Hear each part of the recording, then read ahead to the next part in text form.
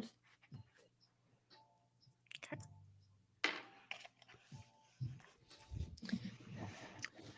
All right. Okay, we're streaming on here. Yeah, I Can you have to see? wait. Oh man, I have There we to go. hold my sign up this entire time. Now we Now I can are click it. live. Oh no, it's gonna get the part with me pulling my earrings out. Yeah, Damn well, it! we're charming. All All right, go live. we are Go live. official. You know, one of these days we're going to have like a smooth I like or slight dysfunction. our charm. Yeah, we're teachers. That's true. That's true. We have to be slightly dysfunctional. Yeah, makes the job manageable. I know. All right, so. You ready? Should the sign go down? Oh, yeah, let's do this. Chapter 6. Chapter 6 of Punished by Rewards, the praise problem. Yeah, it's deep too. This one kind of cut me deep. Yes, I feel the same way. But before we dive into it, we should do our introduction. So, hello, I am Ashlyn from A's for Ashlyn. No, let's redo that. We got to redo it. Okay. Go ahead. Hi, I am Ashlyn from A's for Ashlyn.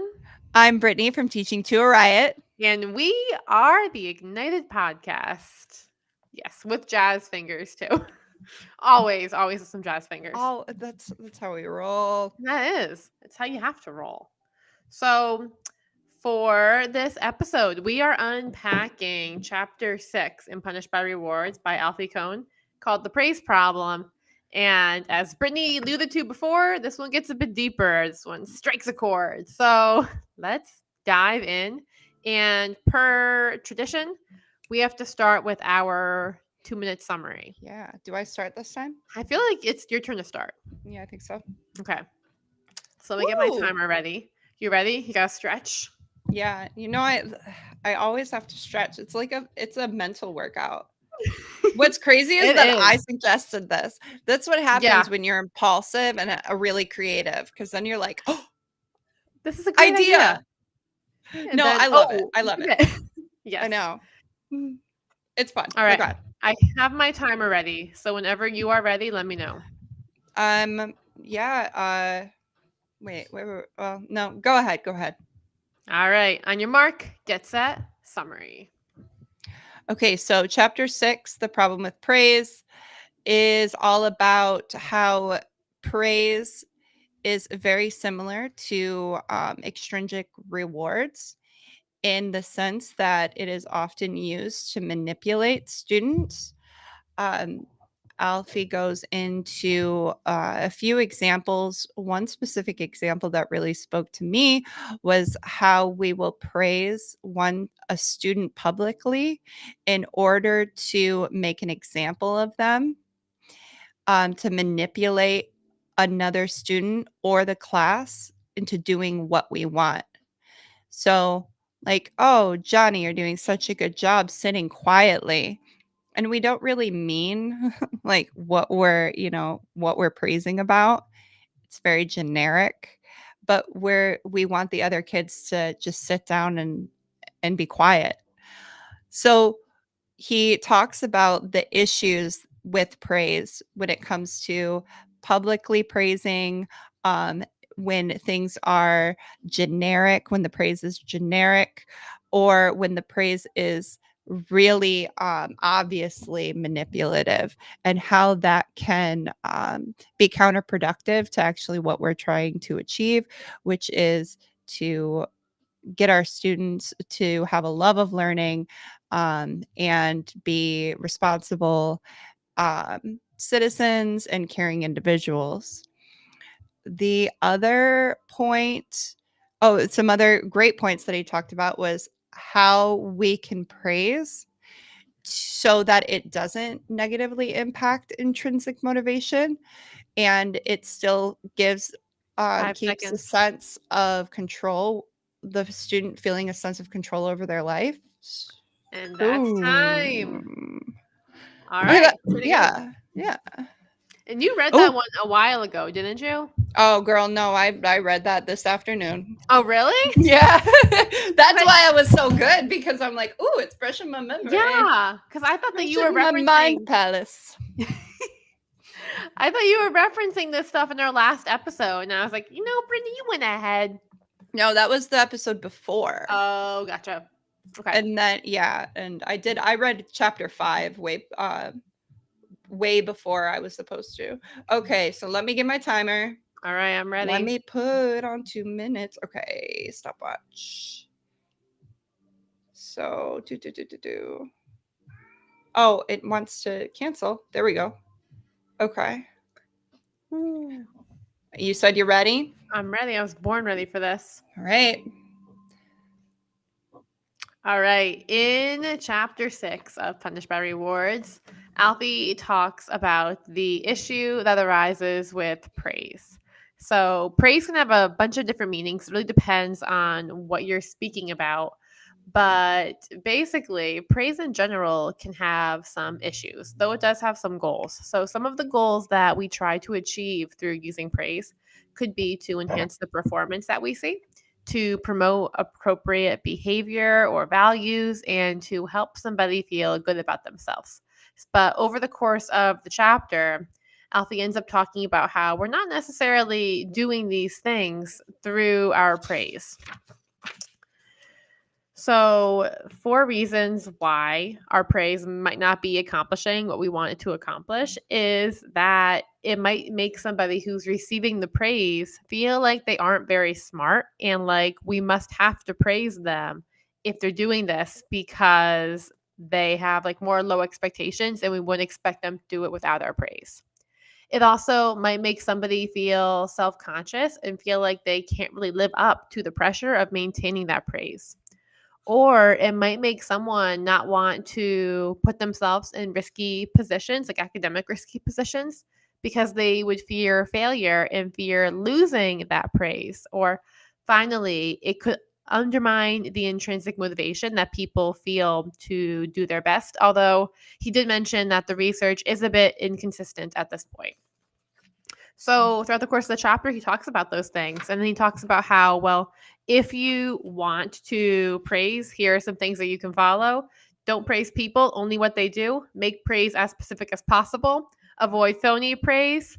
And then there's one more. Avoid praise that sets up a competition. There we go. Oh, That's woo! what you wrote. Hey, cancel. Okay, cancel. Oh, it's not canceling. We'll just have it going off the entire background of Yeah, there our we go. music, Yeah, our soundtrack. yeah. We needed an intro. We do. We have been We needing need it. a timer. But honestly, would feel very on brand for us just coming into an iPhone timer. Can you imagine? Everybody will get like a jolt of alertness whenever they hear our podcast. I know, like no, shut it off. Oh gosh. Okay. Okay. That actually happened to me for a couple of years. I had my ringtone, not my ringtone, my alarm set as Wouldn't It Be Nice by the Beach Boys and also So Yesterday by Hilary Duff. Like each of those were my ringtone for years. And so whenever I would hear that song, I would just like jolt into alertness. That's really funny because Yeah. I had Fallout Boy. Oh gosh, We're Going Down. And now every time I hear that song, I'm like, "Aw," it reminds me of the early 2000s. Oh, Like, nostalgia. I know. Remember when we had ringtone or songs as ringtones? Can we Yep. bring that back? Today, one of my students came to me and they were like, hey, is it true that back when you were young, you did the text with numbers? 333. Yeah. I was like, girl, it is 7:45 in the morning right now. Can you give me like at least till 8 a.m.? Yeah. Oh my gosh, before I have to date myself. Jeez. Yes, right? I didn't think I'm that old, but whatever. Oh my gosh. These kids think that well, I get different opinions. Like I act too young or like I'm just this like dinosaur. Kids are weird. Yeah, there's no in between. Yeah. No, The there isn't. 30s just don't exist. Yeah. Yeah. Okay. So in this episode today, we're going to be talking all about praise, how we felt about praise before we read this chapter, and how we feel about it now, and then talk about what praise sets out to do, and then what it actually does. Talk about if we or why we think we have such a praise heavy society, and then what we do about it. And as always, we're going to end with our action tips for you guys to bring into the next week. So, without further ado, Britt, let's dive into it. And I'm curious to hear, what was your relationship with praise before you even read this chapter?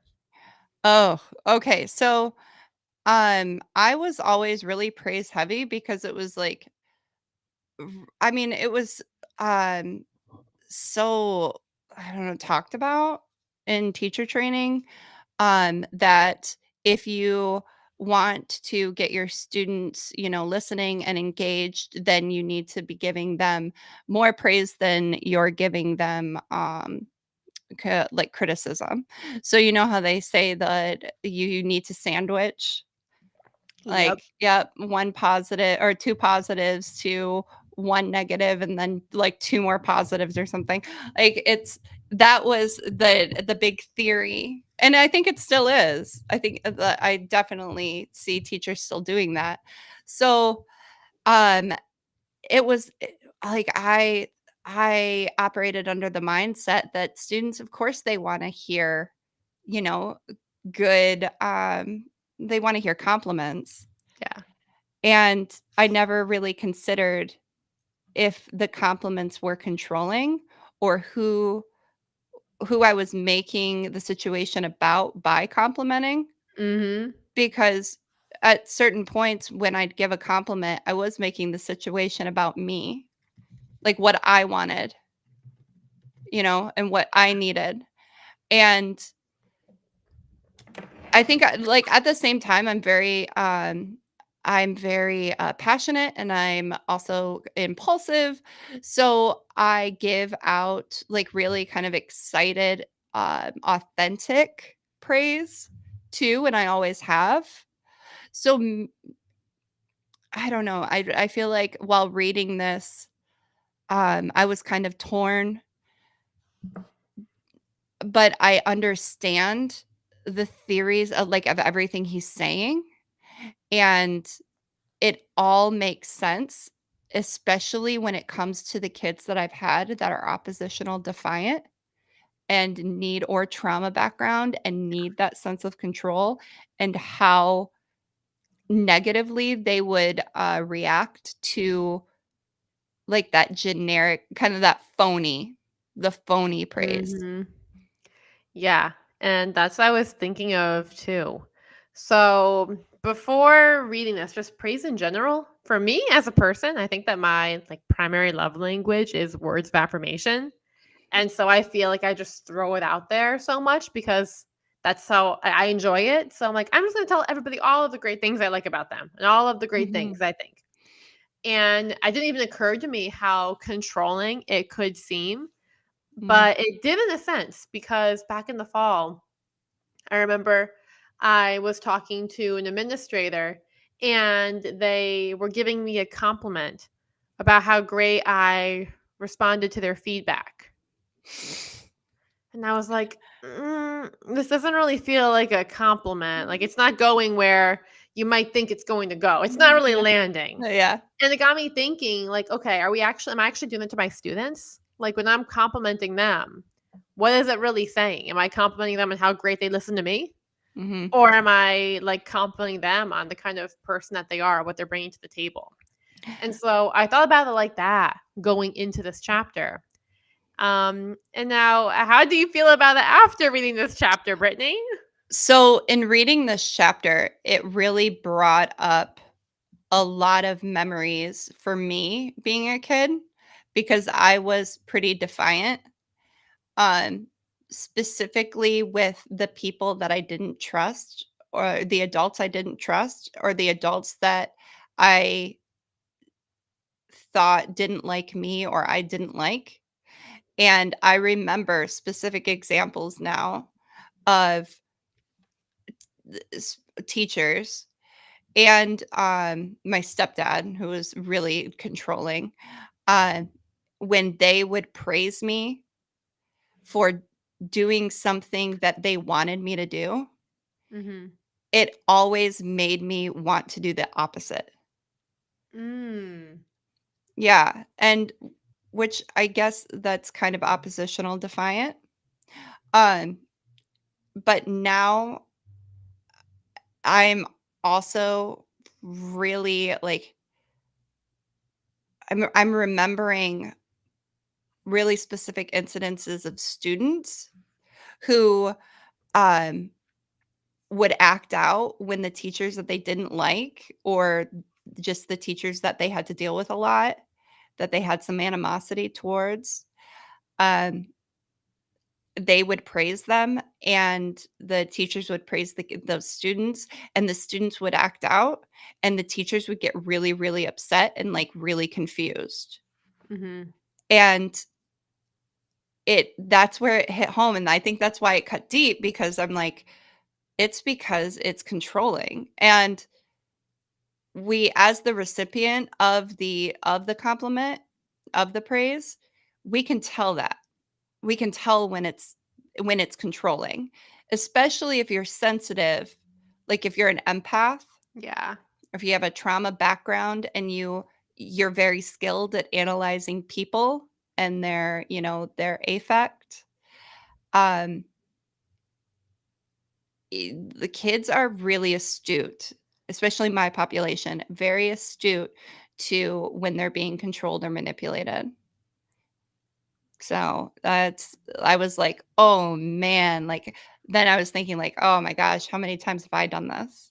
Yeah, I was thinking about that too. I was thinking about the years I spent deep in PBIS Hmm. and all of the things I would say, like, wow, I love how Brittany's sitting so calmly right there. Great job, Brittany. Wow, great job having your paper out, Ashlyn. That's awesome. I love how Ashlyn did this. Yeah, Just like all of that, like phony, condescending yeah, patronizing. comments. Yeah, Yeah, yeah, yeah. exactly. And how that was also encouraged too. And like I get it, and there's no shade against the people because it's a system, it's a Hmm. structure, Hmm. you know? And that's what we're taught to do, and that's what we're encouraged to do. Yep. You don't know what you don't know. Exactly. So when it comes to praise, Alfie Kohn mentioned how it sets out to do a few different things. So it tries to typically enhance performance, promote appropriate behavior, and then help the individual feel good about themselves. But it actually does not really do those things, which is crazy, right? I feel like wrapping your mind around that for me, this has been like a hard one. This has been a hard pill to swallow. Hmm. This one, like you said, I understand the connection and why it's doing what it does, but it feels like you're trying to draw a circle when you're so used to drawing squares, Yeah, you know? yeah. I mean, he does address that, where like you don't have to stop offering praise, especially if it's like in the moment, if it's authentic. Um, and I know that we're going to go into this, but Hmm. really trying to focus on, like the being specific and keeping that intrinsic motivation and that feeling of control, or giving that student that sense of control over their life, Yeah. um, or what happens to them. And that's really what I feel like everything keeps boiling back down to. Mm-hmm. Kind of like putting yourself in the position of the student and thinking how you would feel if this was being done to you and if feels controlling or not. Which is so mind-blowing that it takes a book Yeah, to put us, like, in that mindset. that much. Yeah, right, like, because we really I don't know where the disconnect happens. Maybe it's cultural, or maybe it's just, like, the time we've spent, away from being a kid, and as an adult, we have a lot of control over our lives. So we've almost like disassociated with Mm, what that was like when we didn't. But that I mean, just like the main idea, I feel like, of this book is to treat your students how you want to be treated. Like, Yes. and it's crazy because it's just such a simple, I feel like it's such a simple idea, but it's laid out so well here. Yeah. It really is. It does explain it very well. It does. No, I'm thinking like this whole thing is like the Sunday school lesson I used to have, like treat your neighbor the way you want to be treated. Mhm. Right. Like this is the entire months that we're doing for this. Um, but I think we should tell the audience about the research and like Mhm. why this actually shows that praise can be negative. Yes. So, in terms of reducing quality, that's one of the things that praise can do. So, it can reduce how well you do a task and like what you create. And I know we kind of talked about this the other day too, in terms of being creative, being artistic, Mhm. and then receiving extrinsic gratification for it, Yeah. and how that can reduce your willingness. Right.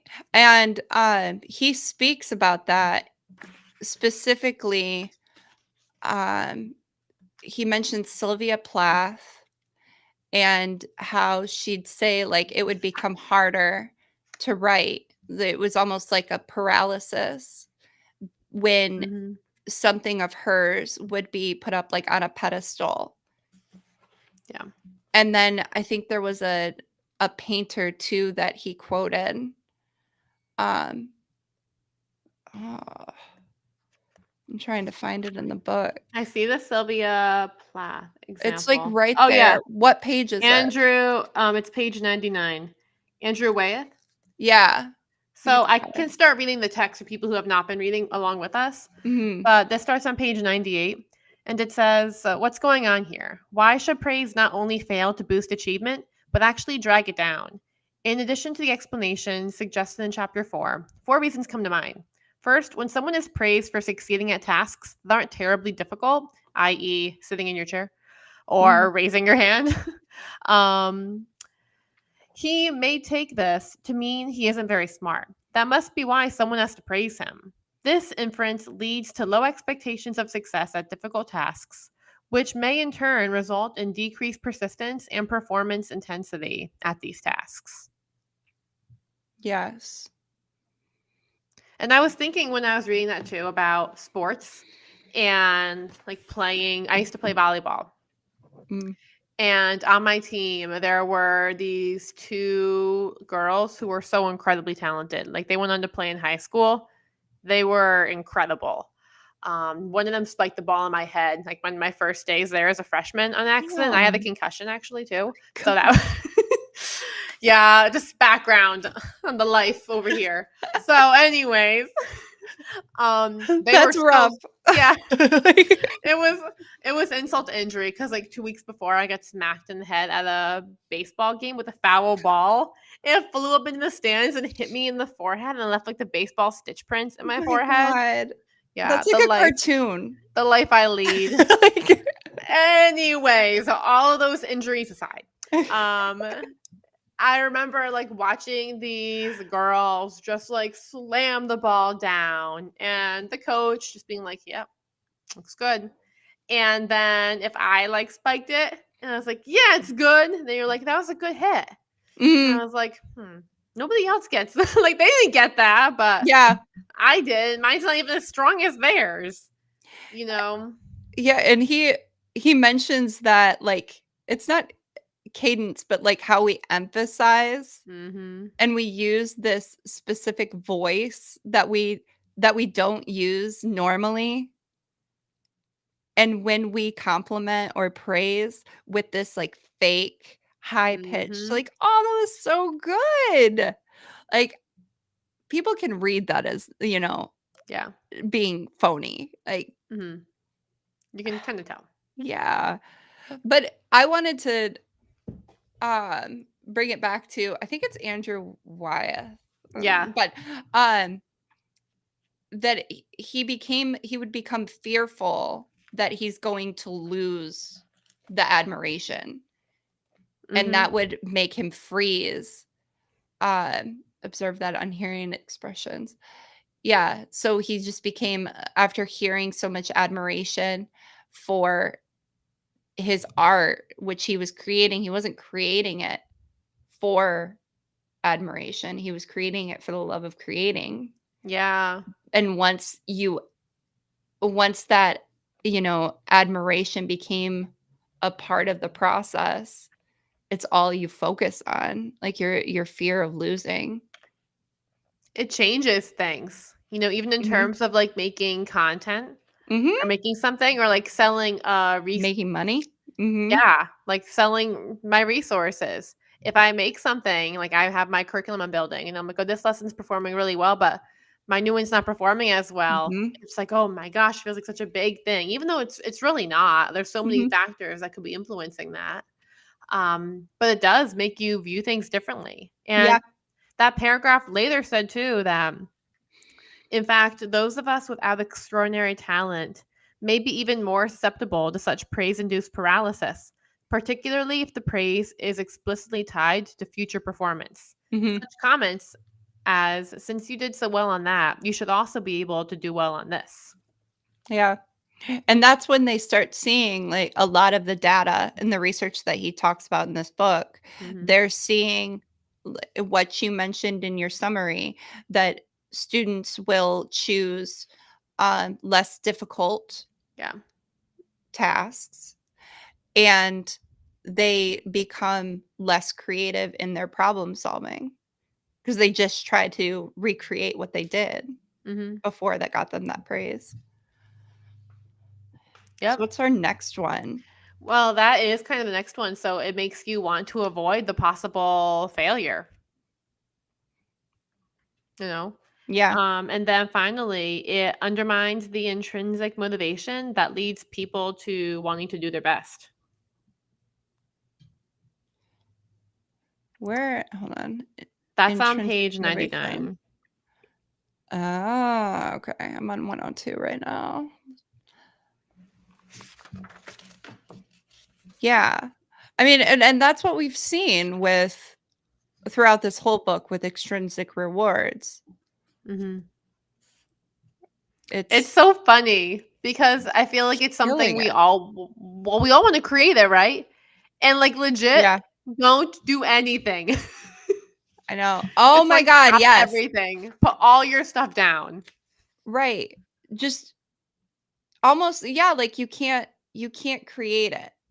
You can't, like, it's just it happens naturally, which is literally in the language, right? Intrinsic. It's intrinsic. Like, so we have all of these systems that are trying to get our kids to just intrinsically want to learn, and really all we need to do is just step back. Like, And like listen to them. oh yeah, And imagine that. isn't that's one of the ending things? If you say imagine that. Yeah. Yeah, that's one of the things that he ended with, and I drew a big star by it. But it's on page 115. It says, the real problem is not that children expect to be praised for everything they do.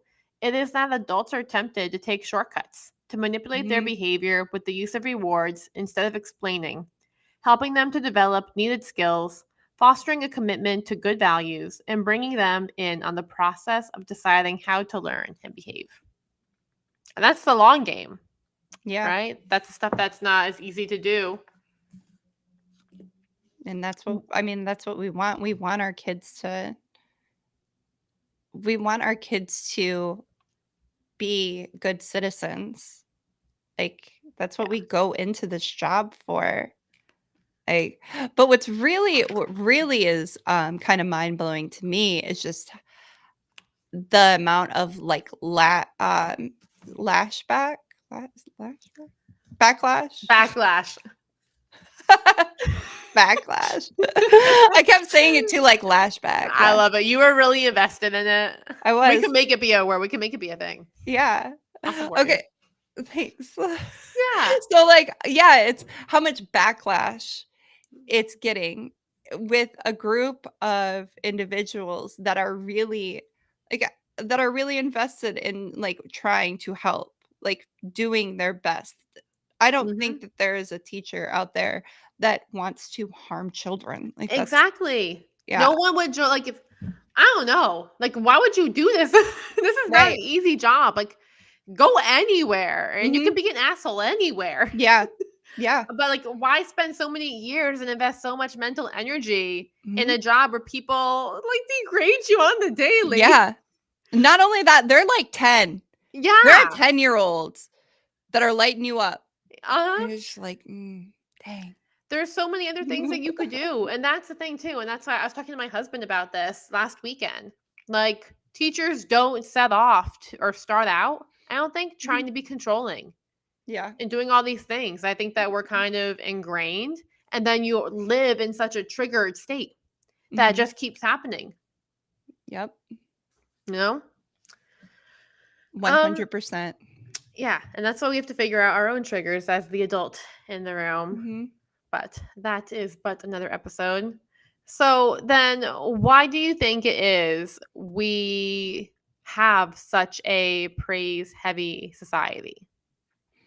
I think he touches on that at the beginning, like the very first chapter, um, with the fear.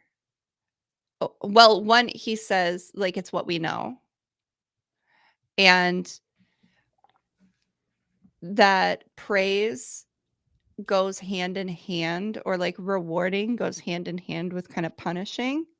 Mhm. And we feel like the people that are, or the kids that are doing what they need to be rewarded. So Mm, like the other kids can see that, yeah. when you misbehave, you're going to miss out on all the things that Johnny got, because Johnny does such a good job at sitting and listening and not talking when I want him to be quiet, or writing down, copying from the board, just doing like these meaningless kind of tasks to them. I think it's all about control, and it's all about like people get what they deserve. And that's a very heavy mindset in our culture. Yeah. How No, do you I agree. I feel like it's very much disguised. You know how I feel like rewards are a big disguised punishment? I feel Mhm, like praise is like a super, super disguised mhm. Yeah, punishment. because it's so easy. So it's constantly. And it sounds so nice, Mhm, you know? yeah. Um, I was thinking while I was reading this, I thought about something that specifically happened today, where I I praised a student, but it was very authentic because I was overwhelmed. Um, so with everything that I've got going on with teaching to a riot, I have a Mhm. toddler. I'm a full-time teacher, and I have ADHD. So I am very overwhelmed right now. And it's bleeding through into my classrooms, where I'm like forgetting certain things, or I'll have a hard time giving directions. And my kids are handling this. They're so amazing. I love my students. They're like they're just so accepting and forgiving. Um And when I tell them, like, "You know what? My ADHD is really bad," like, they Mhm. just do a really good job of, like, supporting and relating. Because most of my kids, I mean, 99% of my students are 100% of my students are neurodivergent. Teach in a center-based program, right? So today I was giving directions, and one of my students, he was sitting there, and he was paying attention, and the other kids, like, they were off task, and they were like talking to each other.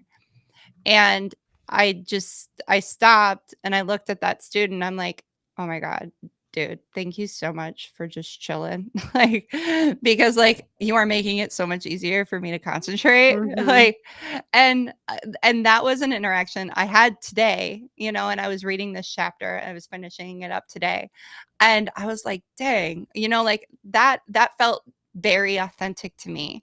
And the Mhm. kid, like, yeah, he didn't like light up, like he didn't like, "Oh my gosh, thank you so much," but he was just like he nodded like he understood. And I wonder too if having that layer of like, thanks for chilling. You made my life significantly easier by Mhm. doing that right now. I really appreciate that. I Yeah. wonder if that like added bit of humanity Yes, instead of just saying yes. like, thanks for saying quietly, being like, Right. thank you. I am flustered. I really appreciate that. Yeah. And that's like the humanity piece. Mm-hmm. That's a really good way to put it. Mm-hmm. Like, let all of our praise sit in humanity, like, in a human Yeah. connection. Mhm. Yeah. That's true. I was just thinking of something too when you were saying that. I don't know. I think it's gone now.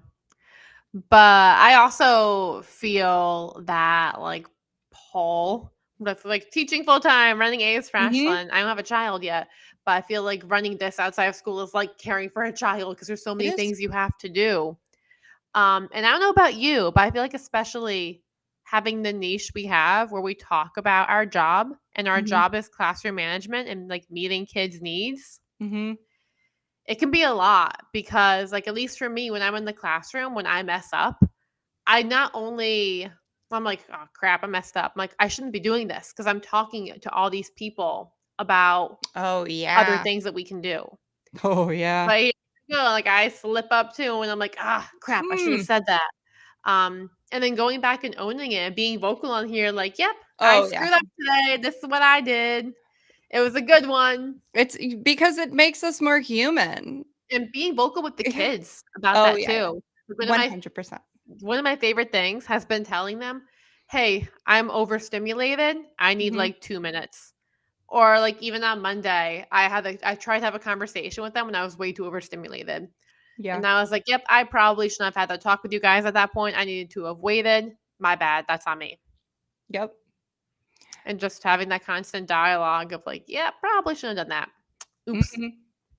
What did I was talking to a student today about, like, impulsivity because I'm coming out with the ADHD toolkit, so I'm, like, neck deep in ADHD research, and having ADHD makes it kind of it's very cool because I'm learning new stuff and, like, connecting with it, um, but the impulsivity, like, it's not ADHD isn't a behavior, it's not an attitude, it's a like, it is a neurological thing that is happening with the brain, and the Yeah. impulsivity is a part of that because connections are coming from connections are coming from our amygdala and our hypothalamus, which is, like, the stress center, way faster than they're being communicated to our frontal lobe. So when you see kids with ADHD and they react, they're impulsive,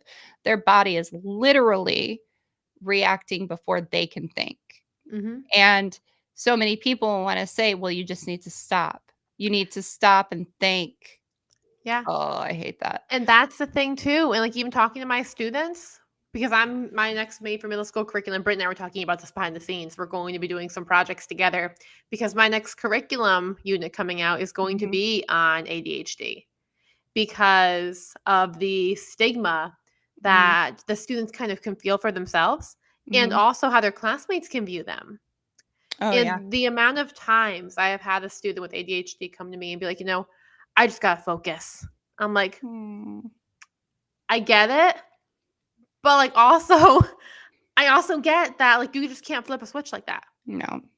you Yeah, know? It's and setting that's you up to fail if you think that you could just do that. right, and that's exactly what I had to talk to him about because everybody keeps it breathing, stopping and breathing is a big thing at our school, and I think that strategy is a go-to strategy for people who haven't really experienced what it's like because you can't just stop and breathe.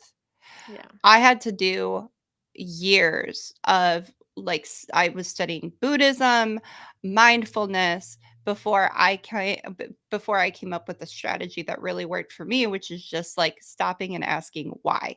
So if I notice I'm triggered, I stop and ask why.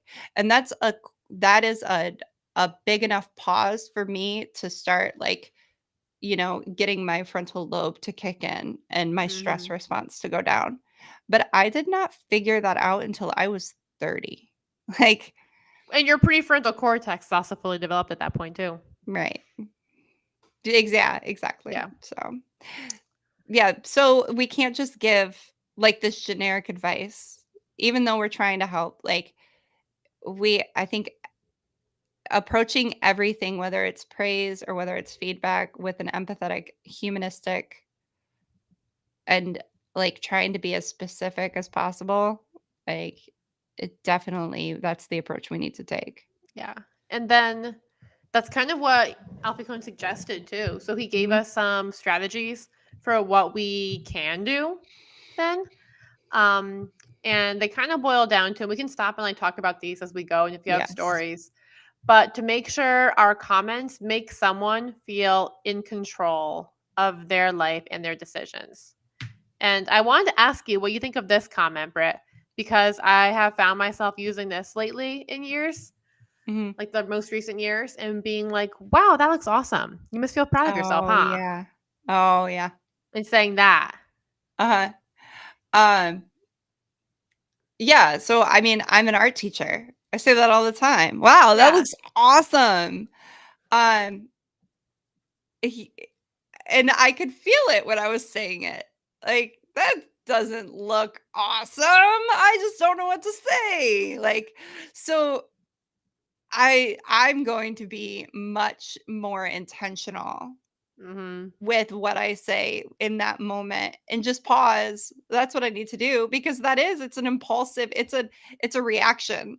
Like, "Oh my Yeah. gosh, that's," um and really, like, especially with my daughter, because I'm really, really trying to apply this stuff with Olivia, because I want her to have the most intrinsic, motivation that, she can possibly have. Like, I want her to have a love of learning, like I have a love of learning. And so, I just not saying, like, I just want to say good job. Like, I am really excited and I'm really proud of her and I just want to say good job. But just pausing and being like, "You know what? You were super patient when you took those steps, and because of that you didn't fall." Like, that's the kind of feedback that she needs to hear. Like, you Yeah. watched your feet. When you watch your feet, you know where they're stepping, and you're not gonna fall down the stairs, like, Mm-hmm. which is solid for me, like, Really because health appreciate it when you insurance do is that, Olivia. expensive. Yeah, like Man. Um, oh crap. And the other thing I was thinking of too, along that note, Mhm. hopefully I don't lose it right now. I might be losing it. It might be in one ear, not the other ear. Crap. It's No. gone. Yeah, this Gone. is what, like, the next 3 episodes are really gonna be interesting, because Mm. March, if you're a teacher, you know that March is, like, the worst month. It's the longest. We're so tired. Everybody's kinda sick of each other, like, so, it'll be entertaining just because we'll be like, "Wait, oh, nope, it's gone." Yeah, brain fry. Like today, Brittany sent a voice memo to me I at like 7 o'clock in the know. morning. It was 4 seconds. I was like, I feel like this is not meant for me. And she's like, no, it was. And I was like, oh, what was Remember? it about? She was like, it was about this. And I was like, Virtual assistants. I need more context than that. And it was like 4 seconds Girl, long. I was like, "Listen, you know what? We need to get some virtual assistants because I'm drowning over here." That's what it was all about. Just get virtual assistants. The Yeah, it was irony in a that. virtual we need a virtual assistant. Oh, I can see the irony there. We should I hire know. one together. That Hey, if is you so want to funny. be, okay, Here open we go. market. If you Yep. want to be a virtual assistant for us, Yeah. hit us up. Yep. Yep. Okay. But please be good. Yes, please. Like, We because really appreciate clearly, like, okay, let's get back to the book. Back to the scheduled programming. Yeah. No, we were just talking about how making sure our comments and praise can make somebody feel in control of their life and decisions. And then the second thing is to make sure our comments leave them wanting to learn more. Mm. Oh, and this is what I wanted to say, like, how we don't typically just ask a follow-up question. So if someone shows us our work, like today, a student showed me their poem, and I get this all of the time in school. Hey, Mrs., does my work look good? Oh, yeah. And I'm like, good is subjective. Hmm. And I tell them, like, if you want to ask me a question about your work, you can ask me, is my writing clear? Is it accurate or is it engaging? I tell them to use the acronym ACE, what we created for that. So accurate, Yeah. clear, engaging. And for their poem today, this kid came to me and I loved their poem. Like, it was awesome. And there's that word awesome again. Yeah. And they were like, what do you think about it? And I was like, I love what you've written right here. And they asked me what I should add. And I was like, what if you expand upon this point right here a little bit more? And I think asking those questions, it feels like you're being so cold by a kid showing Mhm. you their work and like, what do Yeah. you think? And you're like, why did you choose that? Mhm. It can almost feel like you're dismissing it and not making them think that you enjoy it or that you think it's good. Mhm. But truthfully, it makes you feel like someone's listening. Yeah. Like thinking about it with myself, like if I ask somebody what you thought of my lesson, if somebody comes in to Mhm. observe me and they just say, oh, I loved it. I'm like, okay, Right. great, thanks. That's not helpful. Yeah, but if they're like, yeah, but why? I'm wondering why you did this. Like it Mhm. shows they actually paid attention. Yeah. Yeah. So That's the same thing when I feel like we reflect on each other's content. Like, could you imagine if we just were like, "It looks great." Like, no, "Nah, dude, I need I need some actual help." Like exactly, and that's honestly what I filtered through because Mhm. I had a red team for my Made for Middle School curriculum over the summer, and I had a bunch of different teachers read through my work and give me feedback, and Mhm. I picked the ones that asked me the most questions and found the most things wrong. Oh, yeah. But like, those are the people I picked. I'm like, yes, I need you. Mhm. Yeah, critical lens. Exactly. But I know this for myself. Like whenever I show people my work, I want them to tell me what's wrong with it so I can Right. improve. But we have a different outlook, I feel like, in school. Yeah, because well, let's talk about, like, the argument. Hmm. Like, the one teacher that said that her students are, like, so they come from, like, such poor backgrounds. Yeah, I had that page there. I drew a big star by it. Yeah, what page is A that? I just teacher, have this is on everything page highlighted. 113. So it says, a teacher in Missouri, I'm going to read the whole paragraph. A teacher in Missouri wondered aloud not long ago about how she could bring herself to stop praising her students, since many of them came from desperate circumstances. Some loveless, brutal homes. They need my support and approval, she exclaimed, and so they do. But they need it without strings attached. They require unconditional love. By contrast, praise, like all rewards, is conditional in parentheses, only if you do this will you get that. That referring here to expressions of delight and support, close parentheses. Moreover, children in distress need to feel not only loved but potent, capable of making choices and having some say about what happens to them. What they do not need is to be controlled, even by honeyed phrases. Yes. And that I think is huge because all of it masks actually supporting kids. Mhm. Yeah, 100%. It's so easy. It's so easy to see Mhm. somebody's work and be like, yeah, looks great. Yep. But it's not supporting their growth. No, and I think he mentions that, like, that's what that population needs. Like, Yeah. that's what's putting them back. Or Mhm. not that's what's putting them back. There's hundreds of Yeah. things, It systemic says things that yeah. like Yes. but It's a it's much just bigger one thing than thing. that. Those honey phrases. Yeah, and it says that in the paragraph above. It says, "Let us keep in mind that the problem in such households is not too little praise. It is too little oh man, I just lost the page. It is too little encouragement and support." Mhm. And I honestly think the Yes. encouragement too comes from hope Mhm. as well, like getting stuck in like this spiral of things can't get better. Right. Um, okay, so there is a connection I'm making. Mhm. So go down this rabbit hole with I me, okay? love your rabbit holes, Brittany. They're my Yeah. favorite places to Yes. venture. Yeah. Okay, so praise needs to provide specific feedback. Mhm. What was the language that he used? Praise not the people, but what they do.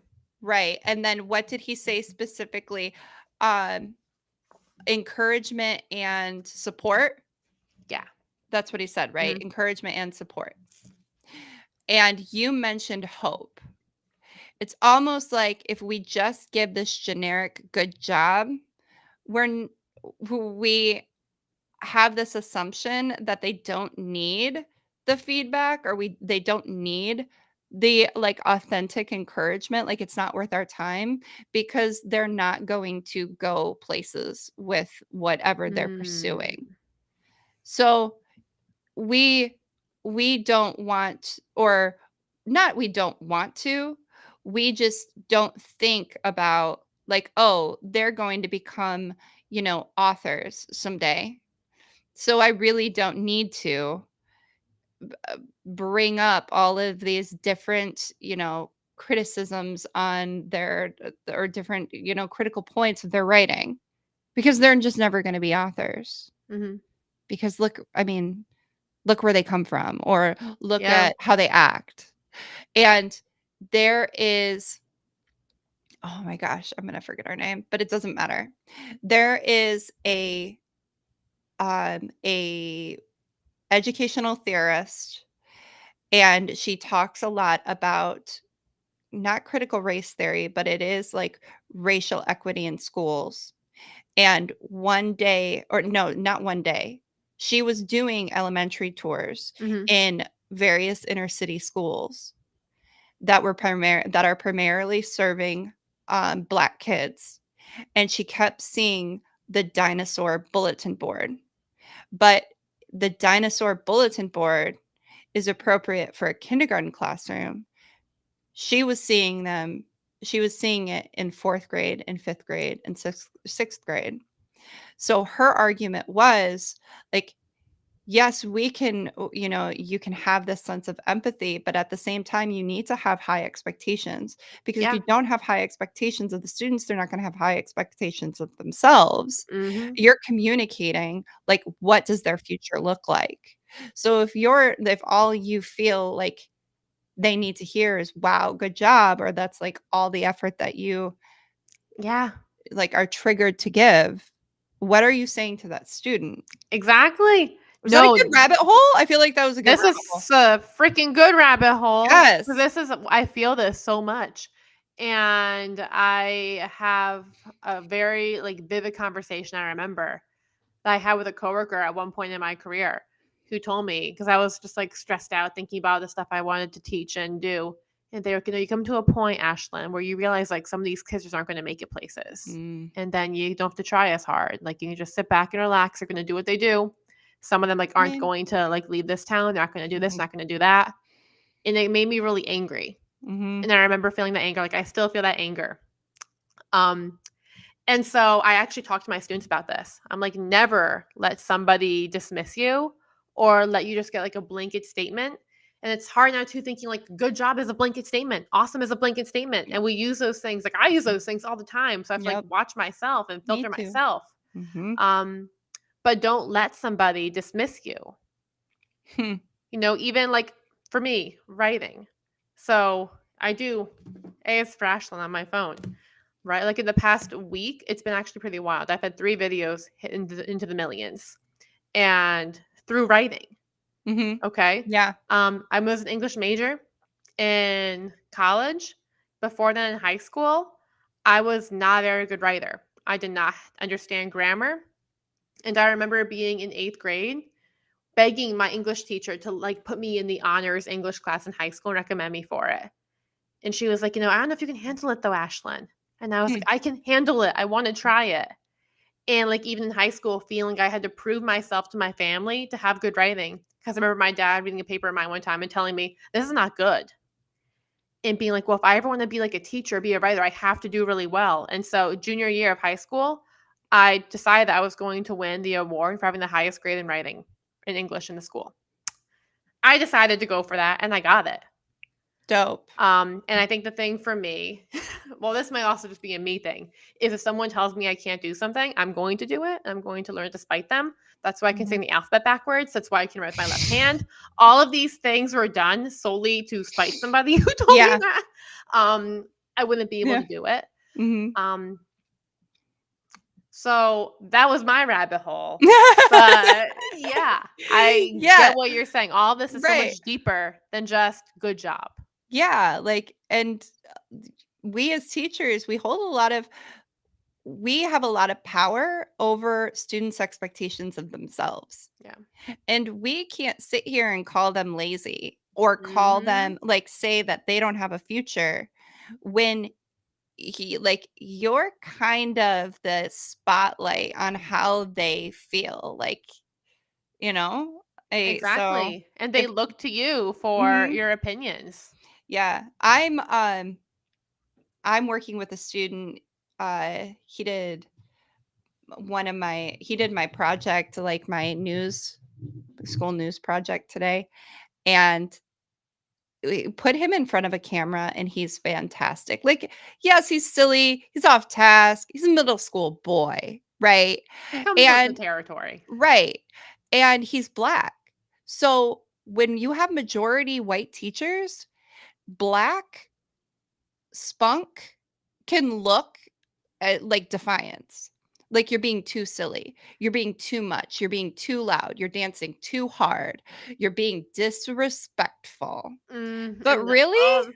Yeah, like that's this such kid. another big thing too with our Uh-huh. culture and the demographic of teachers and students, and that's a whole other big And rabbit hole. systemic But racism. yes, With I just had a reel about hoodies. yes, I saw that. Yeah, but like this kid, I just stepped back right now. Like they're taking it solely. Like I have a kid who's directing and two kids that are anchoring, and I just watched him slowly break down the desire to be defiant silly, and he became organically silly. And he started like it was this nuanced thing that I don't know if you would have caught unless you had like the lens that I have, like this critical lens of how black kids are treated in white America. Mm. Not that I specifically have. I've just done the research. Like everybody can do this. Everybody can have this lens. So I'm watching it and he's like at first he was like being silly and then he'd look at me like I'm gonna catch him. And I'm just like, no, dude, do your thing. Like you look like a YouTuber. Excellent. Be weird. And then as he had that, like I wasn't gonna correct him. I wasn't, like he just became it was no longer him being like trying to be distracted. I don't know if he was being distracting, but he just became natural and he was just being himself. And like Mhm. how are we, what is the word? Snubbing? Stunting? No, like what you do to a fire when you wanna, like, stomp it. Like, Extinguish? yeah, like, how are we extinguishing that? Like, how are we limiting kids like that because Mhm. they just seem like they're too much? Yeah. Does that have to do with this chapter? Shoot, I don't even know anymore. I think that Praise we problem? definitely went down a really big rabbit hole, but I think it's super valid and relevant. I hope Yeah, the people listening are like, yeah, we feel yeah, the same way. right. But this is a whole like we talked about one of the books that we want to read after this. There's a few different ones on the list, but Golden dive. Sorry, Oh, well, are you talking about Goldie Muhammad? yeah, that's one of them, and then the other Mhm. one too. The title's missing me now, but it's like looking at our schools and looking at the systemic racism and what that has done to behaviors and like suspensions, detentions. I forget what it's Yeah. called now. Is it Push Um, Out? No. Honestly, there's quite a few books that we could look Yeah. at about this. The Oh, they're research is so out there. good. Um, God, I say that with such like, they're so good. No, they're actually terrible, but everybody they need to be read. yeah, it's disgusting, but we need to yell it from the rooftop. Mhm. Um, yeah, that was a rabbit hole, but I feel like it was an important rabbit hole. And Yeah, we did it. We went all the way through it. we did. Now we're out the other side. Now we're back out. Yeah, praise problem. Alice in Wonderland. Okay, so then the other thing is to describe failure in a way to make it seem like a problem to be solved and not like I have to go back and look at it, but I'm assuming not like they are a failure. I have to go back and look at my note for that one.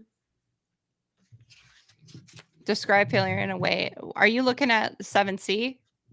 Describe failure in a way to make it seem like, girl, Yeah. I don't know where you are. Yeah. I'm looking at 7C. Okay. We're referencing our notes right now. Yep. Yeah. But to make it seem like failure is like part of the learning process. I think that's what it means. Like to make it seem like Oh, you yeah. learn through that. And then also to praise Make it- not. Well, hold on. We can't say make it seem. You do learn from that. That's Oh, yeah. reality. Yeah. Yeah. Like, and that, I feel like that's what we should be emphasizing. Definitely. And I think that was the issue too. Like they mentioned, like it's pretty hard to do that as a teacher. The challenge, okay, here it is. So on page 108, the challenge for teachers and managers, in fact, is to avoid destroying people's motivation while letting Oh. them know that they haven't done well. That is to provide negative feedback in a way that doesn't kill interest. Mhm. And one way to do this is to describe the failure in terms of a problem to be solved and to involve the person performing the task in figuring out ways to improve. So, like Yes. bringing them in and being like, hey, I noticed in your writing here, these sentences are not very clear. What do you think we should do about that? But that's like nails on a chalkboard for me. Like, what do you think we should do about that? Mm-hmm. We gotta rephrase that because like I just remember people like coming up to me like, well, what do we need to do? Well, we're not talking about you and me. You're talking about me. Like, what do I need to do? So maybe it's like we just need to be upfront and authentic about it and be like, okay, what do you need to do? Oh, I guess if you are problem solving together, but that never seemed to be the case in my experience. Yeah. Like it was I always think it me. really- like Yeah. I think it really depends on like what you're talking about. Mhm. You know, like behavior, performance, writing, arithmetic. They Mhm. all could probably be handled in a different way. But I guess the formula here would be like you plus child plus the task, trying to figure out like what to do differently. Oh yeah. And, like experimenting. You become Yeah. an engineer. An Yeah. engineer to solve your problems. Mm-hmm. Or I wonder even if you're like, hey, this is what I know this. Like, I'm not feeling like this bit is clear. Mhm. This is the problem. What are some things that we can do to try to solve that? Like, what do you want to change? Yeah. Because And then have- the other, sorry, go ahead. Oh, I was just gonna say like and have systems in place so it's like a systematic Mm-hmm. like a systematic solution creating and you get what I'm saying? Like I get it. Yeah. Like, they know what to do and like what to go through. yeah, like here's all of your options that you could do. Like here's Mhm. 4 options that you can do. Because I think that leaves it less open-ended and is going to include more kids Mm-hmm. who don't have that like ability to have that open-ended thinking. Mm-hmm. No, I feel that. And then the other thing was to praise not the people, but what they do. And I think you kind of touched upon that earlier with how you want to praise Olivia. Mhm. So not praising Olivia, but praising what she does. Yeah. And like it says in the paragraph, saying something about what the person has done or is doing makes more sense. Like that's a really Mhm. nice story instead of saying you're such a good writer. But then he goes into the next part where it's make praise as specific as possible. So that's a nice story is good, but what's even better is that's neat at the end when you leave the main character a little confused about what happened to him. Be specific and Exactly. make sure we're praising the action. Mm-hmm. And that's funny too, because I remember definitely having a class in college where I was told the opposite and told to like tell the kids, wow, what a great writer you are, and put their identity in the praise. Yeah. I explicitly remember being taught that. Then the other kind of thing to do is to avoid phony phrases in praise. We talked a lot about that. Mm-hmm. Just being authentic. And if it's you don't have something authentic to say, just don't say anything at all. Yeah. Remember at the beginning when we were like hands off? Mm-hmm. Like And rewiring things too, because I found myself even today, like I gave somebody a pencil. I was passing out pencils, and typically my kids just grab pencils by this different class today. And so I'm passing out pencils, and someone was like, "Oh, thank you." I'm like, "Oh yeah, nice manners. You're welcome." I was like, why do I need to say nice manners? Like after reading Good this job chapter. not being an asshole. Yeah, like it just comes out, and I'm like, crap, stop, Ashlyn. But it's like Right. your factory settings, you have to reset. Yeah, which we should touch on that because that was like he says something really good, and of course I don't think I highlighted it. I just thought, wow, that's really good, and moved continue on. about your day. Yeah, like, and controlling it in the long run. So, how we can minimize, prefer to talk about responding to children in ways. Some of the suggestions, as well as the reasons for doing so, overlap with what comments are often entirely unnecessary. We can be less judgmental and controlling, and in the long run, more effective at promoting self-determination and intrinsic motivation. I'm on page 113 at the bottom, or I'm on Kindle, but I don't know. I'm sure I'll think of it. Maybe I'll put it on Instagram or in the Facebook. I'll put it in the Facebook group. Yeah. Man, it was good too. I'll find it and put it in the Facebook group. But yeah, to avoid those phony phrases, and even like that example I mentioned afterwards, I was like, I could have just said you're welcome. Like, why did I feel the need to say nice manners? It doesn't have to be that, but it doesn't have to be that big. And then this one really got me. Avoid praise that sets up a competition. And I was encouraged to do model student or like the mystery student, where, the mystery students do such a great job, like writing quietly right now. And all the kids are like, who is it? Who is it? Who is it? Right. And doing that. So don't do that. And then ask questions and clarify. So instead of praising, ask a question about the work and ask something that clarifies what they're doing. Which that could just be a good system, like an automatic response to replace saying good job. Like just ask a question. Like that's, I feel like that's easy. Like, how did you think to create that? Exactly. Like, tell me more about it instead of saying good job. Yeah. The thing though with teachers is I feel like it comes down to your time. So like I think about the students who come to me at the end of class and they're like, what do you think of my work? If I say, well, what do you think about this sentence? Or what's your thought on this? It takes more time. And so what I do sometimes and what I feel like I should do with their work now, instead of saying good job, is to say, I really want to hear this. I can't give you the respect you deserve right now because class is ending. Can you ask me tomorrow? Or can you email me? Or can you do this? Yeah. And having that instead, because I feel like that's probably better than just giving the canned good job. Yeah. Yeah. Well, I think if it's like if they're coming up for like a quick, like just a quick tip, like I feel like with that we can replace good job with like, what made you think to write this?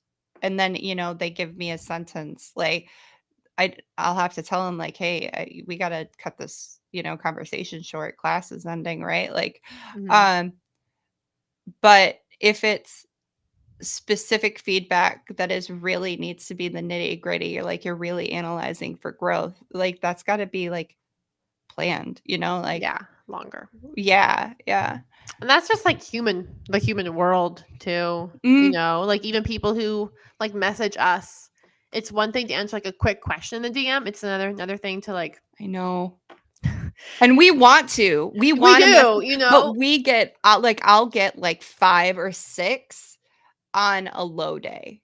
Like it's crazy. Like because people feel so stressed. And that's the issue too. Like there's so many things that we're also doing to ourselves. Yeah. That are making it so much harder. But no, the inbox issue is real. Like currently my ManyChat is at 100. Oh gosh. No. Yeah, it's intense. Like I love it, but at the same time it like gives me so much anxiety because like I want to answer everybody. Yeah, and now I feel the need to go in and like fact check the things ManyChat all the replies to. Oh yeah. I'm like the horror of awesome. Or you're just like, you. Right. Yeah, automations. If you get an automation from us but you originally like if you sent me a comment that said like I just had the worst day ever and you get a to like a high five and an awesome. That was an automation. I do not actually feel that way about your bad day. Yes. Like, Same here. and I will try my hardest to get back at you, to get back to you. Yeah. That is an automation. Same for I'm here. You sorry. know, if you're telling me Like, all about like your trials and struggles and I say, just send you the link, yeah. that would be my many chat bot as well. Yes. Anyways, so to end, Britt, our last thing is the action tip for our caregivers and educators. So, what would your action tip be for them based on this chapter?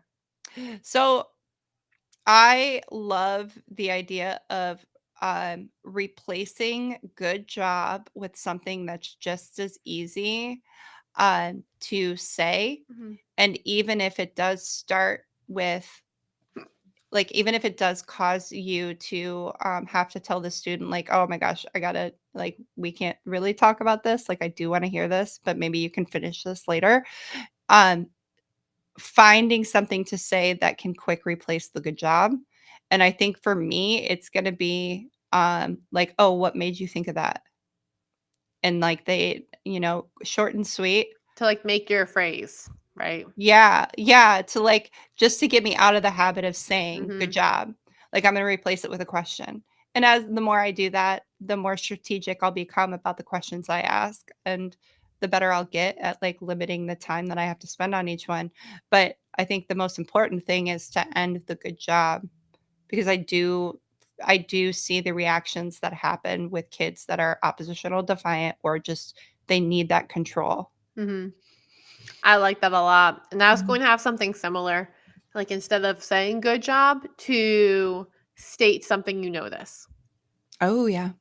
Yeah. Yeah. Either or, absolutely. In fact, I might try Mhm. both. Yeah. But to create kind of like that default plan and begin that rewiring process. Mhm. Guess that's our message for today. Yeah. Well, awesome. Let's look at Instagram, see if we have any Oh, yeah. comments along there. Okay, hold on. I don't even know where my Safari is right now.